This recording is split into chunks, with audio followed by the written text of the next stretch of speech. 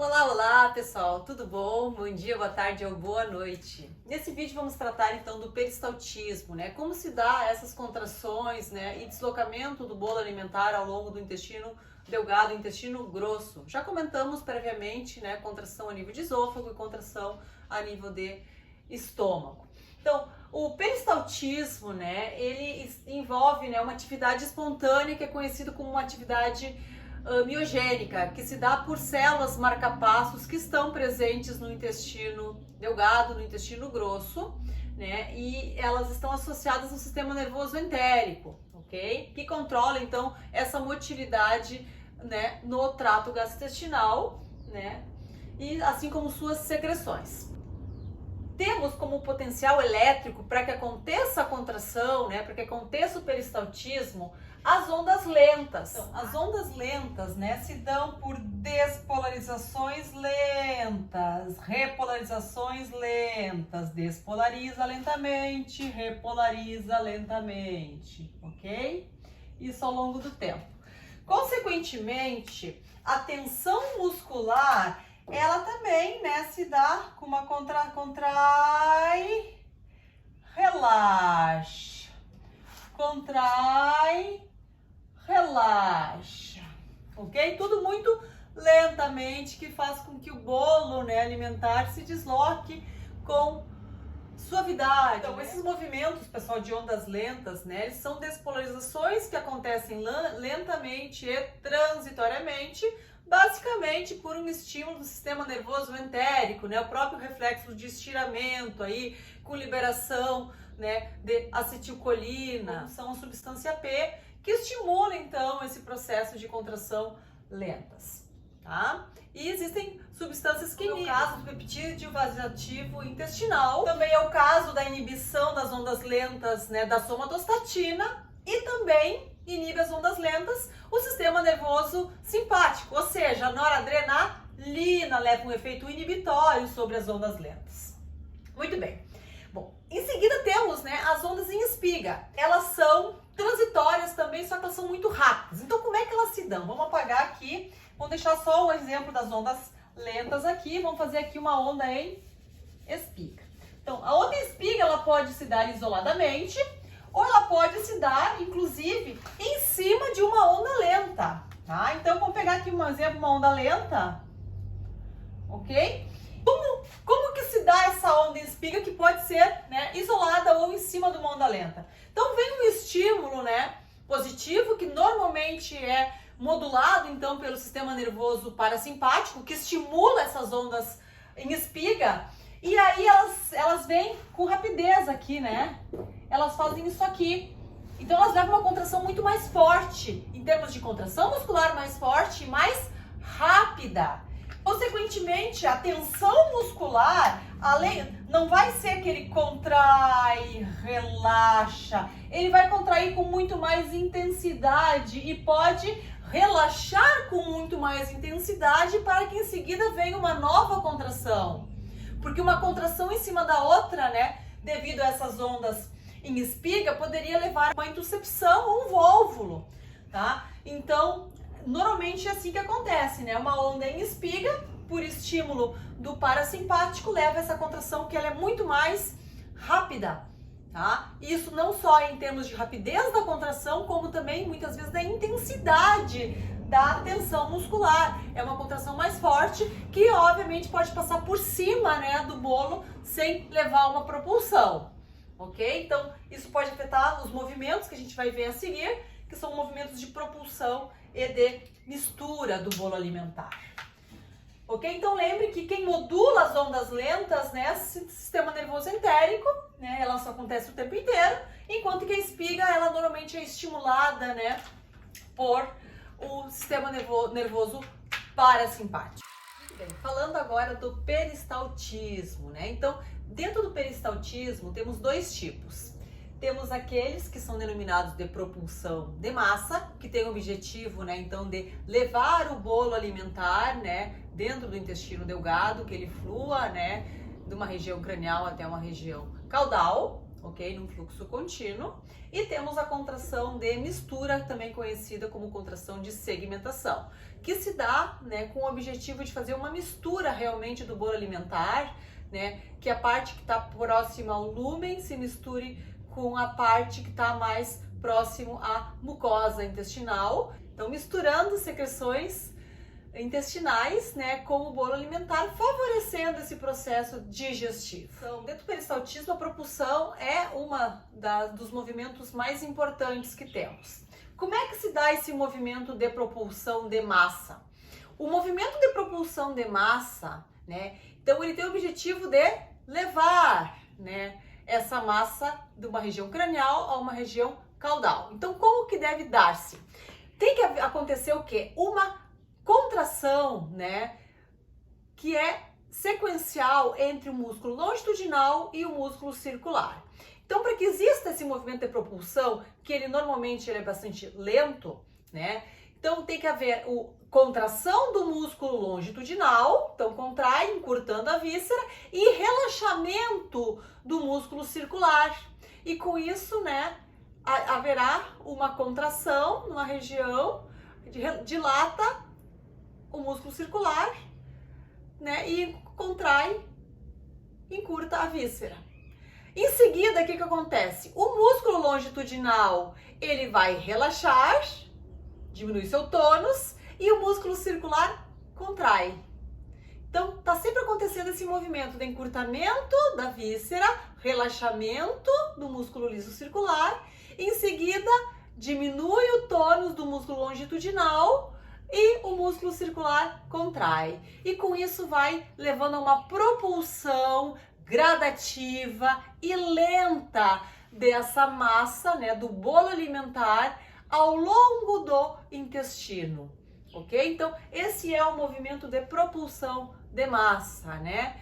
Que ele pode estar somente associado, né, com o sistema nervoso entérico, né? Ou seja, com algo intrínseco, como também pode sofrer uma atividade, né, moduladora do sistema nervoso autônomo, né, do parasimpático, levando então as ondas em espiga que aceleram essa propulsão. Okay? Já a contração de mistura, que também é conhecida como um movimento de segmentação, ela se dá associado a contrações que são intermitentes do músculo liso circular, ou seja, em diferentes segmentos, né, do trato gastrointestinal, haverá contração apenas do músculo circular. E isso faz com que essa contração do músculo circular não mova propriamente tal a massa, né? Mas ela se mistura, ok? Então, no mesmo local acontece uma mistura desse bolo alimentar, fazendo que o que está no lúmen passe, né, para a região mais da mucosa, e o que está na mucosa possa se misturar com a parte que está no centro do intestino. Isso realmente então favorece o processo digestivo. Tanto a propulsão como a mistura são movimentos curtos, né? Quais são os tipos de movimentos que observamos no trato gastrointestinal, especificamente a nível do intestino, né? Temos as segmentações rítmicas. O que são essas segmentações rítmicas? Elas acontecem ao mesmo tempo, né, em diferentes lugares do trato gastrointestinal, ok? Então a gente vê movimentando uma parte aqui, outra parte acolá. Já os movimentos pendulares, eles vão até um determinado ponto, depois eles voltam, né? Como um pêndulo, vai e depois voltam, ok? Então a contração do músculo ele vai contraindo, depois ele vai relaxando. Também podemos observar, né, as ondas peristálticas rápidas. Essas ondas peristálticas rápidas, elas acontecem devido àquele estímulo em espiga, né, principalmente pelo sistema nervoso autônomo, pelo componente parasimpático. Eventualmente também, né, por algum reflexo que se dá por dor, né, que sai até para o nervo esplênico. Então essa contração, essa onda peristáltica rápida pode ser tão forte, né, que ela pode remover uma grande quantidade de massa e eventualmente ser tão rápida que ela passa, né, por cima do bolo alimentar sem levar propriamente tal a um deslocamento. E tem o risco, né, de deformar o que se conhece como as intuscepções, né? Quando muitas vezes o intestino, né, a parte mais cranial, passa por cima, né, da parte caudal e forma então uma intuscepção, onde a serosa toca com a serosa da víscera, tá? Isso leva a uma isquemia da víscera, tá? Pode acontecer vólvulos também, onde tem uma torção, então, a nível de intestino. Já as ondas peristálticas lentas, né? Comentamos que aquelas ondas lentas que se dão, né, continuamente no intestino e que deslocam muito lentamente esse bolo alimentar. O antiperistaltismo seria o movimento retrógrado, tá? Então ele acontece em situações fisiológicas, como é o caso da regurgitação no ruminante, né, no esôfago, mas ela a nível de intestino pode acontecer também, né? O refluxo do adenal para dentro do estômago pode acontecer, né, que não é algo fisiológico, nem quando existe abertura então, né, do cárdia, ok? Isso não acontece obviamente nos equinos que tem um cardio esfíncter, né, distal esofágico, ele é muito firme, impedindo o vômito. Agora vamos ver, né, como se dá a contração a nível do intestino grosso. Então, basicamente, temos dois tipos de movimentos no intestino grosso, né? Temos as contrações austrais estacionárias, né, onde essa contração dos áustros leva a uma mistura desse bolo, né, que está no intestino grosso, facilitando então que os ácidos graxos voláteis, né, ou ácidos graxos de cadeia curta sejam absorvidos e que até esse bolo seja misturado com essas bactérias para que aconteça o processo fermentativo. As contrações austrais estacionárias seria o equivalente àquelas contrações de segmentação, que fazem a mistura então do bolo alimentar, né, fazendo com que as bactérias se misturem com esse bolo alimentar, favorecendo então a fermentação e consequente chegada dos ácidos graxos voláteis ou ácidos graxos de cadeia curta, né, na região da mucosa para que aconteça então a absorção. O outro tipo de movimento são movimentos propulsivos, né, oral ou aborais. O propulsivo é conhecido, né, como movimento de propulsão ou existem os movimentos de retropropulsão, ok? Qual é o objetivo desses movimentos? Basicamente, né, que se dão então a nível de cólon, eles fazem com que esse bolo, né, siga adiante devido às contrações austrais, né, ou acontece esse movimento, né, que seria de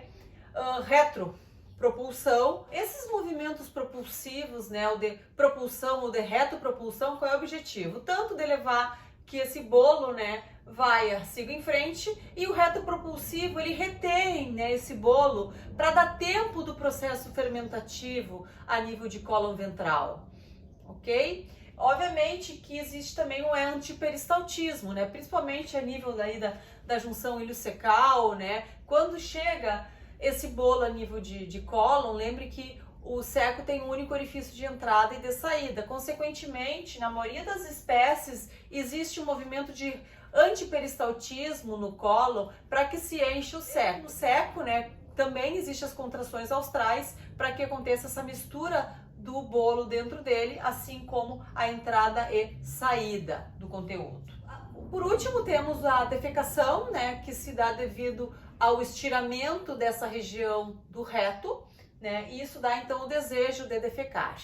E esse desejo é seguido por uma abertura do esfíncter anal interno, né, que é liso, e a defecação somente se dá com a abertura do esfíncter anal externo, que é o músculo estriado esquelético. Bem, aqui vamos ver então, né, revisar a parte do controle, né, desse peristaltismo, né, comentamos que as ondas lentas, principalmente, são moduladas pelo sistema nervoso entérico, que está ao longo de todo o trato gastrointestinal, e ele é próprio, né? E ele tem essa característica de ter células marca-passo com gerações espontâneas, né? De despolarizações. Então, o sistema nervoso entérico, no plexo mioentérico, é o que regula a contração, né? Que é o plexo de Auerbach, e sendo que o plexo submucoso ou demais, né, regula secreções e fluxo sanguíneo. Então, o plexo mioentérico, que é o de Auerbach, ele faz o quê? Aumenta o tônus, né, o movimento de segmentação e de propulsão, que vamos ver em seguida. Ele aumenta a intensidade da contração, aumento da frequência da contração, né, e a velocidade das ondas. E relaxa os esfíncteres, né, para promover a propulsão dessa massa, né, alimentar ao longo do trato gastrointestinal. Temos o sistema nervoso autônomo, né, com seus dois componentes. O simpático, que chega pelo nervo vago, né, ou pelo plexo sacro, a partir desse sigmoide reto e ânus, e o nervo vago que vem para frente, cranial, inervando todo o trato gastrointestinal, né, tirando então do sigmoide até o reto.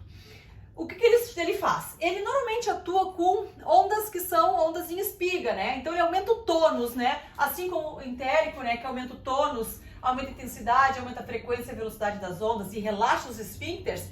O parasimpático faz isso com muito mais intensidade, modulando o sistema nervoso entérico. Tá? Então ele atua com um potencializador do sistema nervoso entérico, né? Fazendo com que aumente muito, né? A intensidade dessas ondas, né? Porque são ondas em espiga, são ondas mais fortes, ok? Muito bem. E o sistema nervoso simpático, que sai tóraco-lombar, né? Ali pelo gânglio celíaco, o que ele faz? Ele faz o contrário, né? Ou seja, ele vai levar uma diminuição do tônus, diminuição da frequência, da intensidade da contração, e ele contrai esfíncteres, tá? E essa ação, né, do simpático não só é a nível de músculo, como também em secreções, inibindo as secreções. Então, em termos de secreções, a gente vê o parasimpático estimulando a produção de muco, estimulando a produção de enzimas, enquanto que o simpático diminui a produção de muco, diminui a produção de enzimas, diminuindo todo o processo digestivo, porque o foco do simpático é fuga e luta, o foco do parasimpático é a digestão. Muito bem. Por último, né, o que temos? Temos o sistema nervoso, né, motor, que ele é voluntário, que já comentamos anteriormente, atua a nível de esôfago, primeiro terço proximal, na maioria das espécies, né, e nos ruminantes em todo, e o esfíncter anal externo, né, controle final, né, da defecação. Esses aqui são os componentes, né, que regulam, né, o peristaltismo nos animais. Tá? Então, finalmente, vamos ver alguns hormônios que fazem o controle da motilidade do trato gastrointestinal. Aqui no estômago, né, vimos que temos a secreção pelas células G da gastrina, né? Então, a gastrina exerce um efeito positivo aqui sobre a motilidade gástrica, tá? Aumentando, né, a motilidade gástrica. E ela relaxa, então, diminui o tônus, né, do esfíncter pilórico, facilitando então o esvaziamento gástrico, tanto aumentando a motilidade quanto relaxando o esfíncter pilórico, facilita o esvaziamento gástrico. Então é feedback positivo da gastrina, né, em favor da motilidade gástrica. Muito bem, temos aqui a nível de duodeno, né, até o ilho, na verdade, é secretado, né, a colecistoquinina, né, a CCK. É uma enterogastrona, né, que modula então a motilidade gástrica. Ela faz um feedback negativo na motilidade gástrica, né, de forma, né, a favorecer a digestão, principalmente de gorduras e de proteínas que estão a nível do intestino delgado. Então, ela é secretada quando existe uma quantidade de gordura e proteínas. E o objetivo é diminuir o esvaziamento gástrico para dar tempo no processo digestivo. Então, outro hormônio que é produzido no duodeno, até a parte superior do ilho, né, é o peptídeo inibidor gástrico. Então, outro hormônio que é produzido aqui no duodeno, até a parte superior do ilho, tá, é o peptídeo inibidor gástrico, tá? Então, esse peptídeo inibidor gástrico, ele é produzido quando existe uma alta concentração de carboidratos e gorduras aqui a nível do intestino delgado, tá? E o que ele faz? Ele vai fazer uma modulação, né? Então, ele faz um feedback negativo sobre a motilidade gástrica, ou seja, ele diminui, né, a motilidade gástrica e, consequentemente, o esvaziamento gástrico. Por último, né, outra substância que é produzida aqui a nível de intestino delgado, que é a motilina, Então, a motilina ela é produzida aqui do duodeno até o jejuno, né? O estímulo para a produção é a acetilcolina, que é produzida desde o reflexo de estiramento intestinal, né? Como o parasimpático. Então, a principal função da motilina é regular, né, o tônus, né, da musculatura lisa do intestino, né, entre as refeições e modular o tônus do esfíncter do Cardia. Então, esses seriam os principais, né, hormônios reguladores da motilidade, tá, do trato gastrointestinal. Agora vamos citar alguns dos reflexos que observamos ao longo do trato gastrointestinal. O primeiro deles é o reflexo gastroentérico, né? O reflexo que quando existe um estiramento gástrico, né, um nervo, né, saindo do estômago chega até o duodeno, né, estimulando então a contração duodenal para que exista uma propulsão desse conteúdo ao longo do intestino delgado e abre espaço para o esvaziamento gástrico. O outro reflexo é o gastrocólico, né? Então vemos que quando existe esse enchimento gástrico, né, com estiramento gástrico, terminações nervosas chegam até o cólon, estimulando a contração do cólon, consequentemente a propulsão, né, do bolo fecal, né, em direção ao reto, estimulando inclusive a defecação. Por isso que é bastante frequente, né, haver um estímulo de defecação após a ingestão do alimento. Tá? Existe também o reflexo duodeno cólico, que é aquele reflexo onde o estiramento duodenal estimula então a propulsão do bolo alimentar dentro do cólon. Bom, por último temos o reflexo de defecação, que consiste, né, nesse estiramento do cólon descendente, leva então ao estiramento retal e isso, por estímulo reflexo, estimula a abertura do esfíncter anal interno, né, que estimula finalmente, né, a defecação. Muito bem, pessoal, com esse vídeo então finalizamos essa parte de sistema digestório de espécies não ruminantes e nas próximas aulas vamos falar então de digestão em ruminantes. Tudo de bom para vocês, beijo no coração e até logo. Tchau, tchau!